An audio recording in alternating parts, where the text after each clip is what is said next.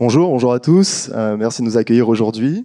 Aujourd'hui, on va vous parler d'Ad Creative et de déploiement d'Ad Creative avec Resoneo. Bonjour. En quelques mots, une petite présentation rapide d'Ad Creative. Je vais juste commencer par un chiffre, 22 613. On va faire une présentation d'à peu près 15 minutes. C'est le nombre de créas qui seront générés pendant ces 15 minutes sur Ad Creative à l'international. On a quelques noms en dessous, ce sont toutes les personnes qui déploient, toutes les entreprises qui déploient Ad Creative aujourd'hui avec nous. Donc on a un peu des grandes entreprises, on a des agences et c'est notre fierté, ça fait que 3 ans qu'on est sur le marché, donc on est content de vous parler de tout ça. En quelques mots, Ad Creative, ça nous permet d'accroître la performance et la vitesse de production. Pour faire simple, vous pouvez produire mieux, vous pouvez produire plus vite, sans être des experts en design. Pour pouvoir faire de telles prouesses, on utilise la donnée, avec la donnée au cœur de notre approche. Donc, c'est une partie en 3 étapes. La première, la récolte de données, que ce soit par nos partenaires, que ce soit sur les campagnes publicitaires. La deuxième, c'est l'analyse de la donnée et l'optimisation de la donnée, donc en silo fermé pour chacune des entreprises. Et enfin, être capable d'optimiser, d'améliorer, d'analyser, c'est la troisième partie. La donnée au milieu de tout ça, ça demande de la confidentialité. Le nom ne le dit pas, Ad Creative, mais nous sommes une entreprise française. Nous sommes basés à Paris. Aujourd'hui, une agence française nous a fait confiance. C'est la première agence française qui nous a fait confiance aussi. C'est important de le souligner. Donc, merci à Resoneo pour cette confiance. On est content. Et du coup, RGPD compliant, respect à l'accès. On a à l'international donc quelques petites subtilités telles que la sécurité et aussi la souveraineté par géolocalisation. Les règles en IA ne sont pas les mêmes en Europe qu'aux États-Unis, qu'en Amérique du Sud ou en Asie. Donc, on donne à nos clients la flexibilité de pouvoir choisir où ils veulent hoster leurs données pour pouvoir répondre à cette souveraineté. Et bien sûr, le respect de la donnée. Voilà pour la petite introduction d'Ad Creative. Aujourd'hui, donc, on va aussi parler de comment Resoneo déploie Ad Creative. On va parler de 2 entreprises, Edenred et Feu Vert. Donc, Richard va pouvoir nous donner plus d'informations là-dessus. Mais Richard, est-ce que tu peux commencer par nous présenter Resoneo, s'il te plaît? Ouais, j'ai une anti-sèche, heureusement, parce que pour résumer, on est une boîte de marketing à la performance. On est essentiellement centré sur les moteurs de recherche et puis sur l'acquisition payante, sur Google, Meta, etc. Il ne faut pas citer de nom, peut-être, sinon, si ça passe à la télé, voilà. On a 20 ans, on est 100, comme ça situe les choses. On est complètement indépendant, donc on n'est pas rattaché à des politiques de grands groupes. Et les métiers principaux, c'est le SEO, le SIA, shopping, et puis l'analytique, c'est la mesure, et c'est important dans ce qu'on vient d'évoquer. Et voilà, je crois que j'ai dit à peu près tout. Et surtout, on est très tanké sur l'IA depuis déjà 2 ans. Sur une centaine de clients SEO, par exemple, il n'y a pas une mission qui soit sans IA aujourd'hui. Et moi, ça me paraissait extrêmement important pour une agence à la performance d'être capable d'adresser les sujets de créa. Et c'est une galère pour une agence à la performance en général, sauf à passer par l'extérieur. Et donc, je voulais voir s'il y avait des choses qui pouvaient se faire en IA. Voilà. Et c'est comme ça que j'ai atterri sur Ad Creative. Pas moi d'ailleurs, j'ai mis quelqu'un de plus intelligent que moi pour y aller, mais ça a marché. Super, merci. Et du coup, est-ce que tu peux nous décrire quels sont les besoins des agences? Qu'est-ce que Ad Creative va adresser comme besoin? Alors, vu de notre fenêtre, il y a plusieurs besoins. Le premier, c'est que quand vous êtes une agence perf, en général, en face de vous, vous avez les directeurs marketing, des directeurs acquisition, des directeurs perf. Et puis de l'autre côté, souvent, quand la boîte a une taille assez conséquente, vous avez une direction communication avec le branding dedans. C'est pas les mêmes budgets, c'est pas les mêmes gens qui tiennent les budgets, c'est pas les mêmes façons d'aborder les choses, c'est pas les mêmes KPI pour mesurer. Donc souvent, quand on dit on va remonter sur toutes les choses que j'ai vues là sur les interventions d'avant, c'est souvent compliqué d'adresser ça chez le client. Donc pour nous, agence à la perf, si on veut remonter vers ce que les grandes plateformes appellent la considération, demand gen chez Google, etc., il faut des assets, comme ils disent, il faut des bannières, il faut des vidéos, il faut tout un tas de choses qui sont pas faciles à produire. Et quand vous commencez à demander aux clients de les produire, ils vous disent c'est pas un problème, j'ai un studio interne, il y en a que pour 9 mois. Ou alors il vous dit c'est pas un problème, j'ai une agence qui fait ça pour moi, ça ne coûte que 4 millions d'euros la bannière. Et donc à chaque fois vous êtes un petit peu bloqué. Voilà. Donc pour sortir de ça, on s'est dit qu'adresser le sujet avec quelque chose qui automatisait un peu le process avec l'AI, c'était pas mal. Super, merci. Et du coup, notre collaboration a commencé avec Edenred. Donc, ça a été une assez belle histoire. Au final, vous faisiez un peu de prospection. Est-ce que tu peux nous raconter un peu comment vous êtes tombé sur AdCreative? Pourquoi le choix d'AdCreative? C'est super vachement simple. En fait, pour ceux qui se souviennent, ChatGPT, il est arrivé il y a un peu plus d'un an, en mars ou février de il y a longtemps. Et moi, j'ai des gens qui sont de l'autre côté de l'Atlantique et qui avaient repéré ça avant. Donc, on a lancé la boîte sur l'AI environ 3 mois avant que ChatGPT arrive en France.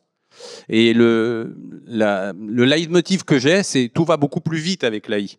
Donc, si vous voulez tester un truc, testez-le tout de suite. Faites pas des specs pendant 6 mois parce que ça sert à rien. Donc, on a commencé à attaquer ces sujets-là comme ça. Et quand on était chez Edenred, ils avaient un problème de production de leurs bannières. Le ticket resto, c'est pas franchement un produit très inspirationnel. Et c'était compliqué avec l'agence interne de faire tourner les créas. Et donc, j'ai demandé à quelqu'un chez moi d'inventorier les solutions qui permettaient de faire ce genre de choses, d'avoir des bannières qui soient renouvelées régulièrement, qui vivent, qui soient en cohérence avec la marque, etc., etc.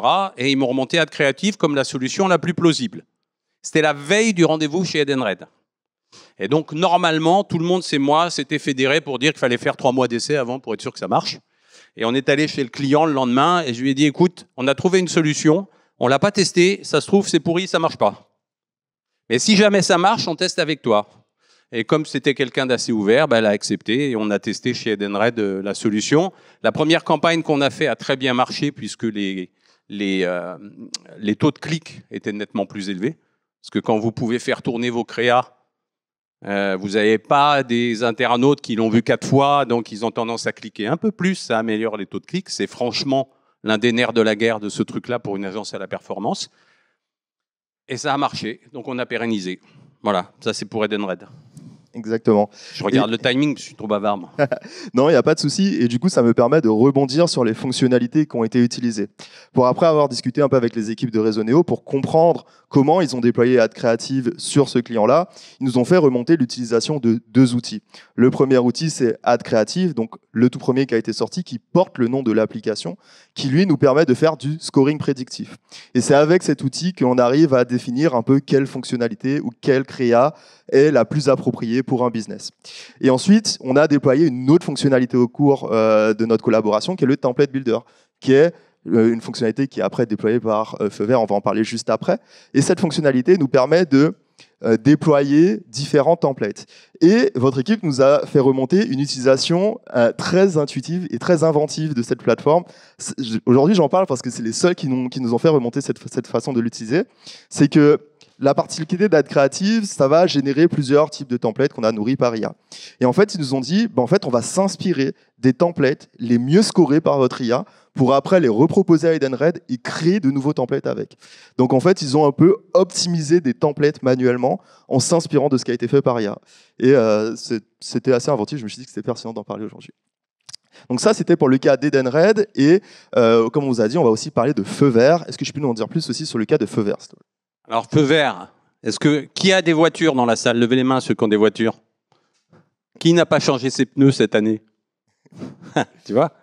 Bon, bref, concrètement, quand vous regardez des business comme ça, Noroto, Feu Vert, l'accessoire auto, tout ça, il y en a un paquet des produits, tous différents, mais il y a 500 paires différentes d'essuie-glaces ou de pneus ou de je ne sais trop quoi. Quand vous avez ce type de produits à vendre, c'est bien joli de faire des bannières, mais il faut pouvoir décliner le catalogue, parce que sinon on est moins efficace. Si je veux vendre une paire d'essuie-glaces, mais que je montre un pneu, je suis moins efficace, très sommairement. Et donc ce qu'on a fait, c'est qu'on a utilisé AdCreative sur la base des templates qu'ils nous fournissent pour fabriquer des bannières déclinées par catégorie de produits. On prend le flux produit qu'on envoie d'habitude à Google pour shopping, par exemple, et on décline ça sous forme de bannières qu'on envoie directement à l'endroit où on veut les afficher. Et je vous donnerai les chiffres à la fin, parce que sinon vous allez les oublier entre-temps. C'est extrêmement efficace. Et l'autre problème que ça résout, et ça franchement c'est génial, à mon avis pour plein de retailers c'est extrêmement utile, c'est qu'il y a des marchés où vous avez un prix pour vos produits et basta cosy. Mais sur ces marchés-là, dès qu'il neige un peu, il y a de la promo sur les pneus neige. Mais la promo, elle est pour maintenant, et puis elle est pour les 5 jours qui viennent, elle n'est pas à faire dans 3 semaines. Si vous voulez adapter vos bannières et que votre agence interne ou votre studio externe vous dit qu'il faut 3 semaines pour adapter les bannières, vous allez louper la neige et c'est terminé. Avec le réchauffement climatique, ça bouge tout le temps. Donc concrètement, pour faire du guérilla marketing, pour faire de la promo dans le retail, c'est un outil génial, honnêtement, parce que ça permet d'adapter les créas très très vite et de les faire tourner très très vite avec les offres promotionnelles qui sont adaptées dessus. Voilà. Super, merci. Et du coup, j'ai fait un petit retour en arrière, désolé. Du coup, c'est l'heure de parler un peu de résultats. Tu nous disais que tu avais quelques chiffres à nous communiquer. Quels sont les chiffres que tu peux nous communiquer ? Quand on a lancé les premières campagnes feu vert, qui étaient donc des campagnes déclinées comme ça, on a, pour mémoire, ils ont à peu près 40 rayons ou catégories de produits chez un client comme feu vert. Les essuie-glaces, les pneus, etc., etc.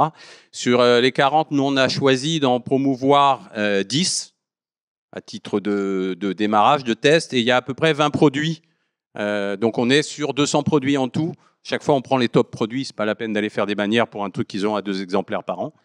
Et on a, dès qu'on a déployé les campagnes, on a eu plus 17% de taux d'impression. Alors, dans les plateformes, pour mémoire, plus vous êtes cliqué, plus vous êtes présenté. Donc, les taux de clics ont grimpé de 8% et les taux d'impression ont grimpé de 17% quasiment immédiatement. Voilà. Et ce qu'on espère, parce qu'on n'a pas encore fait durer suffisamment longtemps, c'est qu'en faisant tourner, il faut qu'on trouve le cycle de rotation des créas le plus adapté possible, eu égard à la politique promotionnelle du client, à sa saisonnalité, et puis à ce que nous, on constate de l'affadissement des taux de clics quand on laisse une créa 24, 48, 72 heures, une semaine, etc. Et donc, on va optimiser ça pour faire tourner les créas le mieux possible pour avoir le meilleur taux de clic et le meilleur taux d'impression possible. Exact. Et ça, ce sont des retours qui nous ont été très intéressants, très pertinents, notamment sur la question, donc du coup, tout ce que je viens de nous expliquer, c'est ce qu'on appelle l'ad fatigue. Et nous avions une fonctionnalité pour ça qu'on appelle le Creative Insight. Et aujourd'hui, ce Creative Insight, nous sommes en train de le relier au Predictive Scoring. Et c'est donc une fonctionnalité que nous allons remettre en cours sur Ad Creative et qui vont vous permettre de savoir à partir de quand il faut renouveler vos créas. Donc là, ça va être très intéressant. Et on parlait aussi un peu de l'avenir. Tu nous disais que vous voulez déployer Ad Creative sur d'autres clients. Oui, alors on a 3 autres spots en cours. Je parle de spot parce que le premier client chez qui on est en train de déployer, donc le 3e, c'est un client qui s'appelle Light Online. Donc je parle de spot parce que c'est des gens qui vendent des luminaires et de la décoration d'intérieur. Et ces gens-là, ils ont besoin qu'on mette des jolies images. Parce qu'au niveau sexitude, une paire d'essuie-glaces, c'est pas terrible. Un pneu, c'est pas génial. Une durite, c'est pas top. Par contre, eux, ils vendent de la décoration d'intérieur. Ils sont dans le semi-luxe. Donc, ce qu'on fait, c'est qu'on fait ingérer à l'algorithme d'Ad Creative des images qui donnent des ambiances et qui permettent de faire en sorte qu'on ait des images qui ressemblent à quelque chose qu'on a envie de montrer quand on est dans ce secteur-là. Et ça, c'est extrêmement utile. On est en plein dedans, là. Voilà. Donc, je vous donnerai pas de chiffres pour l'instant, j'en ai pas encore. Mais on est en plein dans le déploiement. Exactement. Et ça, c'est ce qu'on appelle notre fine-tuning. Donc, c'est ce que nous déployons soit pour les clients agences ou pour les clients entreprises. C'est avec plaisir que je vous en parlerai un peu plus par la suite. Aujourd'hui, en tout cas, c'était tout pour notre présentation. Alors, merci beaucoup, Richard, de nous avoir parlé de ces 2 cas. Et merci à vous de nous avoir écoutés aujourd'hui. Et à très bientôt. N'hésitez pas à venir nous poser des questions après.